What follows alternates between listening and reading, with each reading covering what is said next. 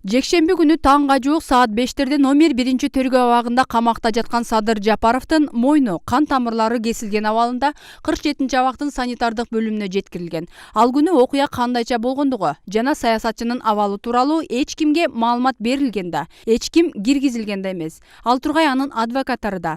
Эртеси күнү гана кирип чыккан адвокат Жапаровдун абалы канааттандырарлык. Ал эми өзү окуя боюнча эч нерсе эсинде жок экендигин айтты дейт. Абалы оор экен, ал операциядан чыгып капельница болуп жаткан экен. Биз менен көп биз кыйнабадык, көп сүйлөй албадык. Болгону айтты ушул. Мен менен камалган балдарга кысым көрсөтүлүп атат, ошолорду байкап атам. Ошондуктан өзүмө кестим деп. Бирок анын өзүнүн кескенин, кеспегенин биз али билбейбиз. Эгерде ошол жерде видеокамера менен каралып атат дейт, анда видеокамераны алыш керек. Ошол видеокамерада кандай болсо ошондой. Биринчи төртөө жаткан экен. Алар эч кимиси красный дагы эмес, черный дагы эмес дейт, мындай аралаш эле кызматтагы адамдар экен. Ошол күнү дагы эки адам кошулуптур. Окуя болгон күнү дагы бир орус киши келди деди, дагы ирестин замначальниги деди, бирөө камаган экен, ошол келди. Фамилия аттары менен жазбай калдым. Ошолор келиптир, аларга доом жок деп айтты. Жаза аткаруу мамлекеттик кызматы Садыр Жапаров кан тамырларын өзү кескендигин моюндап жатат деди. Ал буга СИЗО кызматкерлери да, чогуу отургандары да тиешеси жок экендигин айтыптыр. Он сам признал, что это он сам себе нанес раны, и никто ему этого не делал. 47-й расположена тюремная больница, где обычно всех такого рода больных там содержат. Как только состояние здоровья позволит его перевести обратно в СИЗО-1, он будет переведен в СИЗО-1. Ал арада интернетте Жапаровдун өз колу менен жазган түшүнүк каты делген барак жарыяланды. Анда Садыр Жапаров жакындарымдын менин айымдан азап чегүүсүн көргүм келген жок. Ошол себептен өлгүм келди. Мен өлсөм аларды бошотот деген ниетте ушул кадамга бардым деп жазган. Анын жазганы боюнча ал таңкы саат 4-5 чамасында дааратканага кирип, ошол жерден өзүнө кол салган. Бирок анын өз жанын кыюуга бараарына ишенбегендер көп. Укам баскы сенчу. Мен укам басанга он үчүн акча таппай атабыз. Эжде чуркап жүрсүнчү бул дагы. Ассаламу алейкум, урматтуу кыргыз элим, мен Кубанычбек кызы Кымбат. Мындан алдында силерден жардам сурап кайрылган элем. Уулум Мухаммад 5 жашта, азыр баса албайт. Ушу жол кырсыгынан улам ушундай абалга түшүп калган. Мындан алдын 3 жол операция болгон башында. Азыркы учурда башында аппарат менен жашап жатат. Силерден суранарым, ушу баламдын операциясына жардам берип кетүүңүздөрдү өтүнөм. Берген жардамыңыздарды алып атабыз. Аллах разы болсун баарыңыздардан. Көптү көрсө көл болот дейт. Ушу балам басып кетүүсүнө себепкер болуңуздар.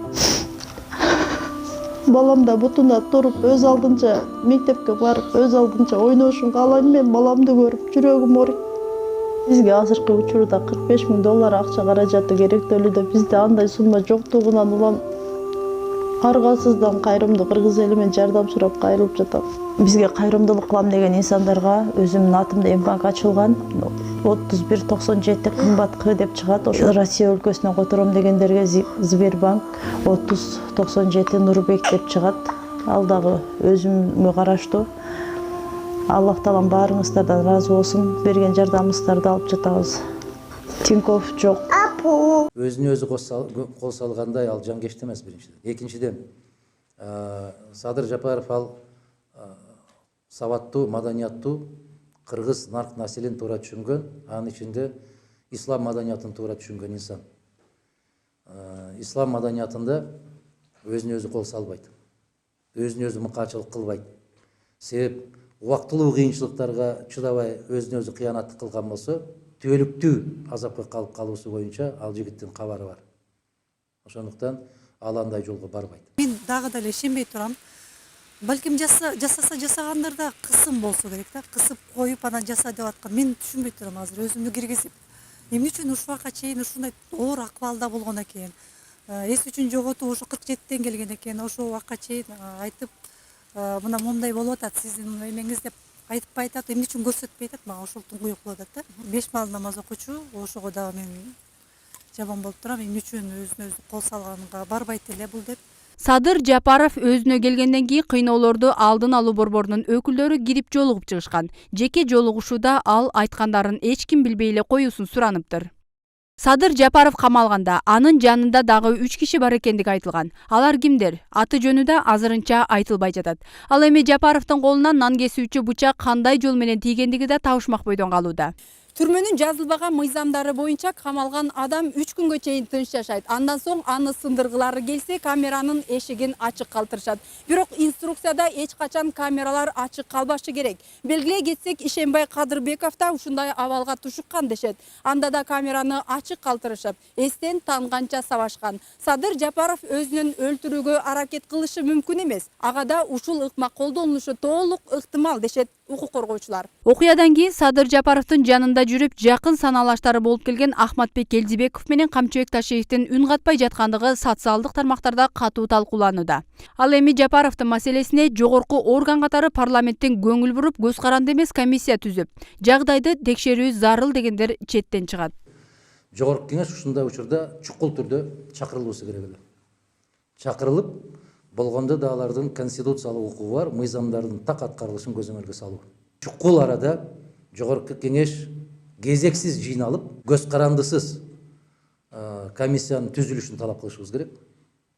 Ошол комиссия барып, башынан аягына чейин аябай терең изилдеп чыгышы керек. Жапаровга байланыштуу жагдайга парламенттен жалгыз Атамекен фракциясы көңүл буруп билдирүү таратты. Фракция окуяны дегеле оппозициялык саясатчыларга, жалпыга малындоо каражаттарына, адвокаттарга, жарандык активисттерге карата бийлик тарабынан саясий куугунтуу көрүлүп жатат жана бул өлкөдө саясий кырдаалдын курчуп бараткандыгынын негизги белгиси катары көрөөрүн белгиледи. Бул окуя мамлекеттик мекемелерде камалгандардын коопсуздугу каралбасын далилдейт. Камакка алынган саясатчыларга психологиялык басым болуп жаткандыгы, айрыкча күч структураларында кеңири жайылган ыкма экендиги белгилүү. Буга байланыштуу фракция Акыйкатчы институтунун кыйноолорду алдын алуу боюнча улуттук борбордун жана башка ыйгарым укуктары бар органдардын тез арада көңүл бурушун талап кылат. Анын ичинде башкы прокуратуранын абалды ыкчам иликтөөсүн, саламаттык сактоо министрлигинин көз карандысыз эксперттерден ведомстволор аралык медкомиссия түзүп, Жапаровдун саламаттыгын текшерүүсүн жана саясий мотивдер менен камакка алынган бардык жарандарга басым болуп жаткандыгын көзөмөлгө алынуусун талап кылат. Андан соң жогорку кеңештин 3 депутаты абакта жаткан Садыр Жапаровдун абалы менен таанышып, анын коопсуздугу көзөмөлдө экенин жана ага карата эч кандай кыйноолор болбогондугун өз оозунан уккандыгын айтып чыгышты.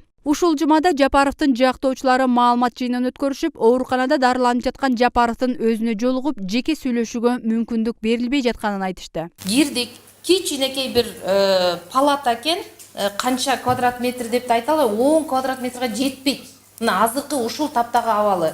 Ошол палатада жатат, экөөбүз 2 адвокат отурабыз, бул жерде Садыр Жапаров жатат, капельница алып аптыр, турганга алы жок. Ошол жерден ошол конвойду чыгара албай койдук. Адвокат катары ошол адам менен сүйлөшүшүбүз керек эле. Бул мыйзамда көрсөтүлгөн. Наедине, любое время деген жерлери бар мыйзамда. Жаза аткаруу кызматынын маалымат кызматы 47-абакта жаткан саясатчы Садыр Жапаровдун 3,5 мүнөттүк видеосун жарыялады. Анда Жапаров ден соолугу жакшы экенин жана башкаларды кооптонбой эле коюуга чакырган. Менин акыбалым жакшы, нормально эле отурам. 2 охранник кайтарып отурат. Баары жакшы. Я в шоке был, я не знаю. Еле-еле вспомнил сейчас, как взял нож и порезался. После этого очнулся в больнице и все. Эч кимге тревожность этпегиле, баары жакшы, менде баатыр нормально. Дагы ошол баары жакшы болот. Жапаровдун жубайы бийликтин жолдошуна карата кысымын токтотуусун суранып, маалымат жыйындан соң Ак үйдүн алдына чыкты. Учурда 47-абакта жаткан Садыр Жапаровдун жубайы жана жакындары анын канга боелгон сүрөттөрүн көтөрүп, Ак үй алдына митингге чыгышкан. Алар Жапаровдун өмүрү коркунучта экендигине тынчсызданып, бийликтин көңүл буруусун талап кылышууда. Дагы айта кетсек, Садыр Жапаров камакка алынгандан бери анын жубайы ушул күнгө чейин жолугушууга кире элек. Айгүл Айымдын айтымында ал жолдошу камалган күнү эле ага жолугуу үчүн сурануу арызын жазган. Бирок эмнегедир али күнчө жооп жок. Кайра сурануусунан жыйынтык чыга элек. Камалгандан кийин следовательга арыз жаздым, мени киргизип коюңуз деп. Оторбаевдин аркасынан да жазып, атынан да жазып, ушуну сүйлөштүрүп алатым эттим. Анда да бербеди. Анан мындай случай болгондон кийин эми азыр официально дагы адвокаттын эмеси менен прям свидетельство, брак барын киргизип толуктап, анын баарын өткөздүм. Ушуга чейин мынакей киресиң, деген бир ответ жооп болбоду да. Ак үйдүн алдына чыккан максатым, менин бир эле максатым бар. Садырдын өмүрү коркунучта. Ошону ким коргоп берет, ким гарантия берет дагы ушундай болбойт деп. Өмүрү коркунучта турат, ошону айтат элем. 6 апрель күнү шаардык сот Жапаровдун баш коргоо чарасын өзгөртүүсүз калтырды. Ал тургай жактоочулардан Жапаровду УКМК абагына көчүрүү сунушу дагы канааттандырылган жок. Башынан бери мыйзамсыз аракеттер болуп, соттор деле бийликтин тапшырмасын аткарып жатышат, дешет жактоочулар. Садыр Нуркожоевич азыр СИЗО 1 мекемесинде мыйзамсыз кармалып турат деп биз эсептеп аткандай эле, эгерде бүгүн башка чечим кабыл алынып кетсе, бул ачылыш болуп кетмек да биздин мамлекет үчүнчү. Биз башка чечим күткөн эмеспиз. Биз судьяларды да түшүнөбүз, биз прокурорлорду да түшүнөбүз. Бул боюнча биздин даттанууларыбызга дагы жазылган. Бул өтүнүч боюнча биз сунуш айттык. Бирок ал маселебиз дагы эч бир негизсиз, түшүндүрмөсүз, канааттандыруусуз калды. Учурда Жапаровдун укугун коргоо комитетинин жер-жерлерде бөлүмдөрү ачылууда. Тарапташтары акыйкаттуу чечим чыкмайынча анын укугунун корголушун талап кылууну уланта беришерин айтышат. Ал эми Садыр Жапаровдун абалы турукташкандыктан ал 47-абактан 1-СИЗОго кайра көчүрүлгөндүгү айтылууда. Динар Турдугулова, Сүйүнбек Асанбеков, Сентябрь.